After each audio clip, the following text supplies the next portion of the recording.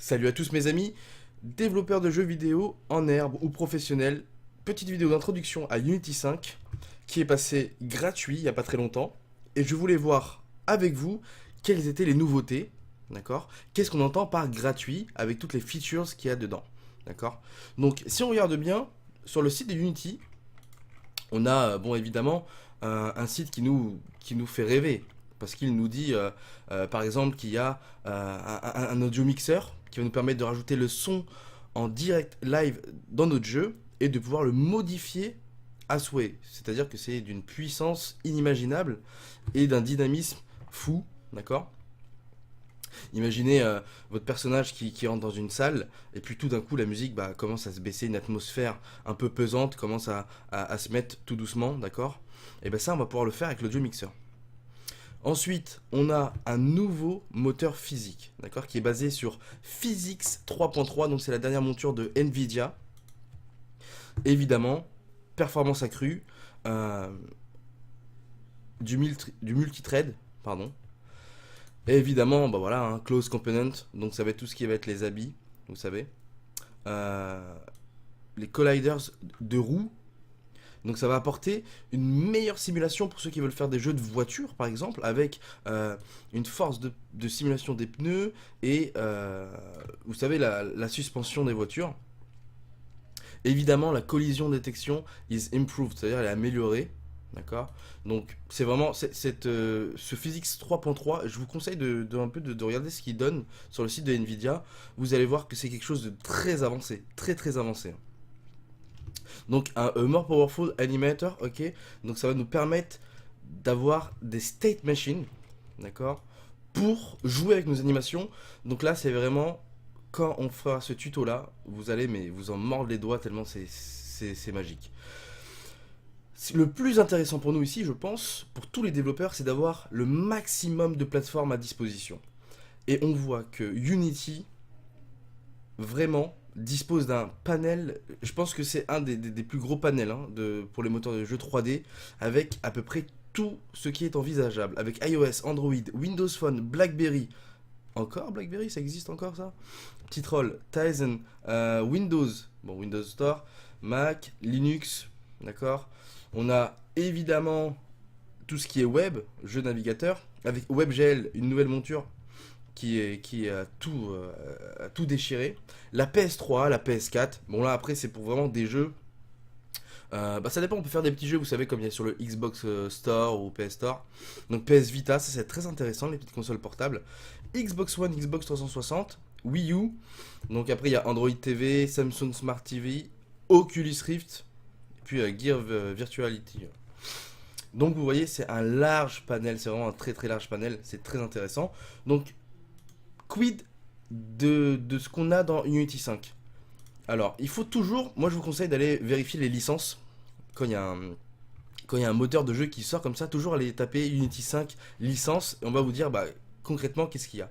Dans Unity 5, la Personal Edition, donc celle qu'on a par défaut en la téléchargeant, on a, vous voyez ici, toutes les features du moteur. C'est-à-dire que tout ce qui était dans la version Pro avant et qui est dans cette version 5, on l'a. Voilà, c'est intégré. Vous voyez que la Professional Edition l'a aussi, mais nous, on l'a aussi. Donc, tout ce qu'on n'avait pas dans la version 4, et je sais qu'il y en a qui avaient besoin, par exemple, du nav mesh, vous savez, pour que les objets se déplacent tout seuls, etc. Ça, c'était dans la version Pro, et c'est intégré. D'ailleurs, on l'utilisera, nous, dans le tuto, pour faire un petit MOBA, un petit RTS. Donc, royalty free, on s'en est d'accord. Donc là, il y a All Platform, et vous voyez, limitation apply. Donc moi, je clique ici. Et on nous dit, si tu reçois plus de 100 000 dollars, tu dois acheter iOS Pro ou Android Pro. Les add-ons, d'accord. Voilà.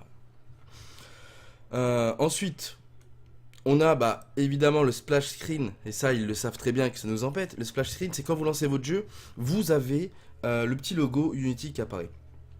D'accord. Donc je vais cliquer sur les features, on va essayer de voir ce qu'il y a un peu. Learn more, voilà. Et en fait, on a tout ce panel là. Voilà, donc le scripting, l'éditeur en 64 bits. Parce que souvenez-vous qu'on l'avait que en 32 bits, le 64 bits. Mais de toute façon, je vais lancer Unity, vous allez voir qu'il est en 64 bits. Donc évidemment, Les performances sont accrues, plus de mémoire, le multithreading, c'est vraiment super. Voilà, des graphiques optimisés. Et ça, c'est vrai. Pour avoir testé un jeu qu'on est en train de développer en 2D sur mobile, on a vu une évolution, une meilleure performance en utilisant la nouvelle version 5. Donc voilà, on a tout ça, il suffit de lire. Je vous laisse lire ici. Donc tout ce qui est 2D, 3D, scripting, optimisation. Et l'optimisation, c'était quelque chose de très important dans la version Pro, c'est pour ça qu'on l'avait. Parce que vraiment, ça nous permettait d'aller dans des voies, vous voyez, avec plus de graphisme, plus d'animation, des trucs beaucoup plus jolis, parce que Unity gérait l'optimisation. Et ça, c'était très important. Donc, vous voyez, on n'a pas à se plaindre dans cette version-là. Si on regarde bien, ce qui n'est pas disponible pour nous, c'est, vous voyez, regardez, Unity Cloud, Unity Analytics, Game Performance Reporting, Beta Access. Vous voyez, Professional Editor Skin, ça c'est dommage parce qu'en noir il est vachement sympa. Source Code Access, Premium Support. Vous voyez que c'est que des services qu'on a à côté en fait dans cette version professionnelle. Et je pense que la plupart des développeurs de jeux amateurs comme nous n'en avons pas besoin. D'accord. Maintenant passons en revue tout de suite la nouvelle version. Elle est téléchargée, je la lance. Vous voyez qu'ici elle est en 64 bits. Donc nouvelle interface ici de présentation de projet. Assez sympa, assez épuré. Donc moi je vais ouvrir juste une petite démo que j'avais faite. Hop là, je clique. Donc, à première vue, rien de très transcendant, rien n'a été bousculé, d'accord? Et puis tant mieux, parce qu'on n'a pas envie, on s'est habitué à notre interface. On a nativement, vous voyez, l'UI 4.6, donc avec les boutons, les canvas pour afficher des éléments graphiques, qui ont été ajoutés nativement dans Unity 5. D'accord? Donc là, pas de grosse surprise pour ceux qui l'ont utilisé, on va pouvoir le refaire. On a ici, vous voyez, on a toujours notre hiérarchie ici, la scène, donc game, le profiler qui est devenu gratuit et disponible dans la version free, d'accord, l'animator, voilà. On a notre inspecteur ici, si je clique par exemple sur ma pièce, je vois toujours ses propriétés.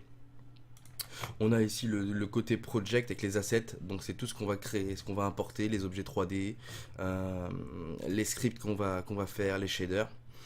On a notre console qui nous est, je pense, toujours autant serviable. Et l'audio mixeur. Voilà, c'est leur nouveau petit bébé, on en parlait tout à l'heure. Pour l'instant, j'en ai pas eu besoin, mais on verra un petit peu plus tard comment utiliser. Ici, ce qui est très intéressant, c'est que tout de suite, là c'est un test que j'ai fait vraiment en 5 minutes. Et je vous assure que niveau donc des statistiques de performance et au niveau des shaders de l'affichage, c'est vraiment très joli. Je vais lancer ma petite démo. Donc j'ai mon petit ballon ici, d'accord. Et voilà, je me déplace sur la plateforme.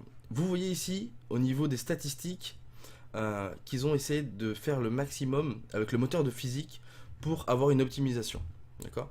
Donc je pense que là, au niveau des optimisations, c'est très intéressant, mais ce qui nous intéresse le plus, ça va être les shaders. Parce que, mesdames et messieurs, ils ont mis en place dans cette version 5 ce qu'on appelle les PBS, donc c'est les shaders physiques. Et donc, pour avoir quelque chose d'assez joli, eh bien, on va pouvoir le faire en quelques petites minutes. Évidemment, on ne peut pas s'empêcher d'avoir une envie d'avoir un artiste, parce que l'artiste c'est lui qui va vraiment travailler sur le rendu, on va dire le rendu final, quand il va commencer à faire son modèle 3D, etc. Mais ça va être très facile sous Unity de pouvoir avoir le rendu attendu avec vraiment une beauté sans pareil. Par exemple, j'ai créé, vous voyez cette petite boule là, j'ai créé ma petite sphère en fait que je peux déplacer. Et vous voyez qu'elle a un petit rendu assez sympathique, assez brillant, comme une petite boule vous voyez, qui s'écraserait, une petite boule assez sympa, et qui rebondirait. Pour ce faire, en fait, j'ai créé un nouveau matériel, et ce que j'ai fait, c'est que j'ai joué avec les shaders de base, physiques, intégrés à Unity 5, en changeant par exemple sa couleur, ici. D'accord, voilà, ça c'est intéressant. On a le petit côté métallique, vous voyez, si je modifie ici le matériel et que je lui mets plus de métallique, il est, voilà, vous voyez ce petit effet un petit peu brillant. Et si je lui en mets moins, bon bah c'est comme s'il n'y en avait pas. Hein, c'est un shader classique. Mais le métallique nous permet de jouer un peu sur l'affichage et je trouve ça très intéressant. On a la smoothness, d'accord. Donc à 1, vous voyez que ça fait un rendu pas très joli, c'est trop smooth. Et voilà, il faut trouver le bon élément.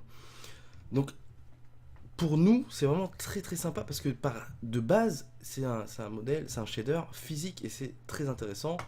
Après, on peut jouer évidemment. Là, c'est un modèle très simple. Je ne l'ai même pas fait en 3D sous Blender ou sous 3ds Max. Je ne l'ai même pas mis de normal map, d'accord, pour le reflet. J'ai rien mis. Hein. C'est simplement un petit test comme ça. Et on voit que c'est quelque chose qui est très sympa, d'accord. Donc, ceux qui vont faire des trucs avancés, comme de la boue ou des objets 3D ou des personnages, des coffres. J'ai dit de la boue parce qu'en fait, dans un niveau fait par Unity, ils ont mis en place de la boue. Et en jouant simplement avec le shader physique, donc en mettant un peu de métallique et de smoothness, avec une normal map, ça fait quelque chose d'extraordinaire. Je vous conseille de regarder sur YouTube. Donc voilà, moi je fais ça, j'aime bien, c'est un rendu assez sympa, d'accord. Et puis j'ai dû faire la même chose, voilà, pour ce shader là. Et là je peux changer la couleur si je veux. On va la mettre, allez, en bleu. Voilà, un petit bleu clair.